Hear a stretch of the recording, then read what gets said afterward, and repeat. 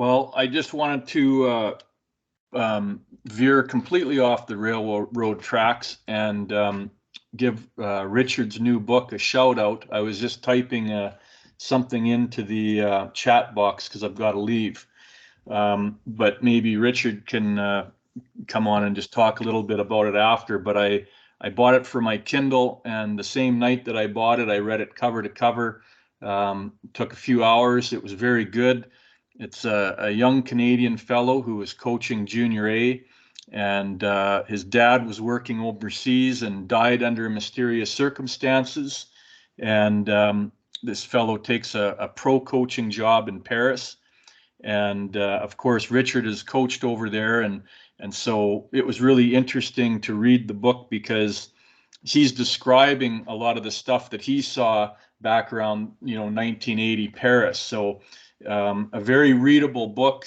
There's actually, even though it's a hockey excuse of a book, as a plot or a context, there's very little hockey in it. It's all about this young fellow trying to figure out what exactly happened to his dad, and there's lots of twists and turns and intrigue and mystery. And I told Richard, I said he better get working on the sequel because I can't wait for that one. And it only took him about 30 years to get this one done. So, he's got to get moving. He's got to get that shortened up for the next one.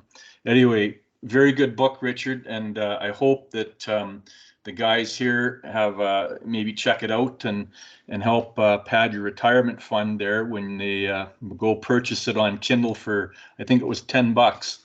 So well done, Richard. I'll send you that $50 tip. Thanks a lot for the plug. You're welcome. Richard, I have a question.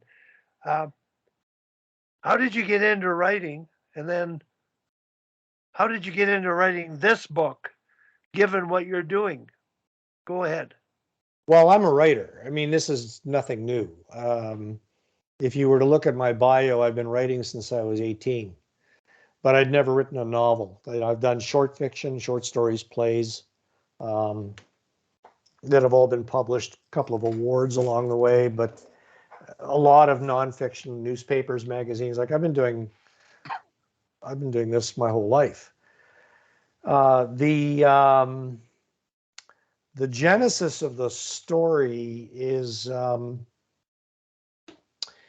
anybody who's been overseas, anybody who's been in Europe, particularly Western Europe, you can't escape seeing references to the war, one war or the other. They've lived through wars. We haven't over here, except in the US perhaps. But even then, that's 160 years ago. So having sort of a fertile imagination as a writer, I took things I'd read about, things I'd heard, things I'd seen, and figured what if. And one of the things that has always fascinated me as a writer has been the roles that the so-called little people or unknown people played in important events. There was a short story written a number of years ago, and I can't remember who wrote it, but I remember teaching it in school. It was called The Execution of Private Slovak. And it was about a First World War Canadian soldier who was executed for desertion during the First World War, because that's what they did then. And the story is very interesting. It talks about the private and what went on. But what I found curious was, what if you were one of the soldiers in the execution team? What was it like for you? And that spurred me on to do a short story and a play called The Cellar, which is about the execution of the Romanov family in 1918. And the story is about the last surviving member of the execution team. What was it like for that person to have lived through that experience, to kill 11 people in cold blood in this little room in Russia? So, looking at this particular story, it's not about the big names, although there are a couple of big names that are thrown out. It's about stuff that went on behind the scenes. And World War II is a treasure trove of stories, as we've seen with movies and whatnot, but they're all on a larger landscape. So I wanted to bring the story into a very small, narrow experience for certain people. Turns out that my buddy Ted, the co-author, he's the principal of an international school in Seoul in South Korea. We taught together at Ashbury College in Ottawa in the 80s. And he just finished his doctorate in English on C.S. Lewis, The Lion, the Witch, and the Cupboard, Wardrobe, whatever. Ted finally, was working on that for years, and we had sat side by side putting this story together. This was over 30 years ago, and then we let it sit. Then we sent it to publishers and didn't hear anything and let it sit. And came back to it 2 years ago. Didn't get any traction from that, and I was never happy with the fact that the original version was first person. I always felt that a third person omniscient narrator seemed to be a better way to tell this story. So in May, we got together online and rewrote the story as third person, and here we are. So that's it. Richard, I'm not tech savvy. Is the very first time you shared the links, I attempted to buy it, get it. I don't think I've ever been able to get anything on Kindle, so I may call Dean and get some help at walking me through the purchase process. Well, just go to Amazon and click books. You can buy the paperback version. It's $19.95. I'll do that. Yeah. But I don't know if you know, Richard. I think every one of us has our own personal stories. When I went to University of Saskatchewan, my father and mother came from the Ukraine to escape the Stalin regime.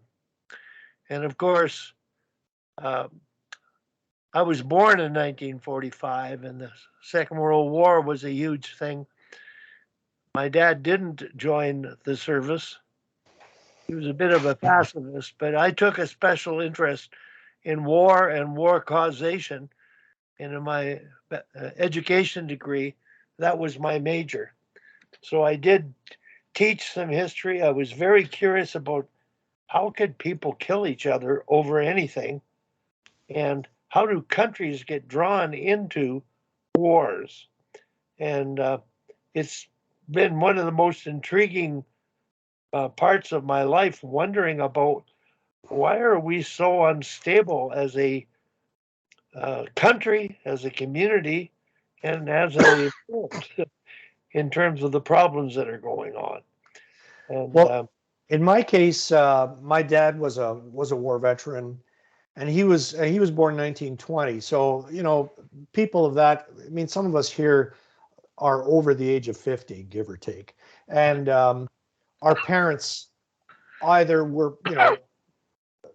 spectators to or involved in. In my dad's case, he was in the RCAF and the RAF, and some harrowing stories that he didn't give me in detail, but that was also an inspiration to what makes a 19-year-old. And he was living in Montreal. We're from Montreal, and Rick, you understand Outremont, I'm sure.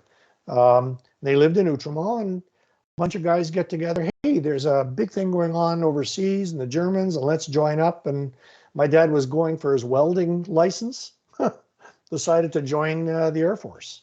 I mean, there's even a story about that. So that all is that very inspiring, because I'm looking at myself here now and my kids and my grandchildren growing up in North America or in Canada, having never experienced anything like this, and will never experience anything like this, I hope, with the exception of joining the military and going overseas.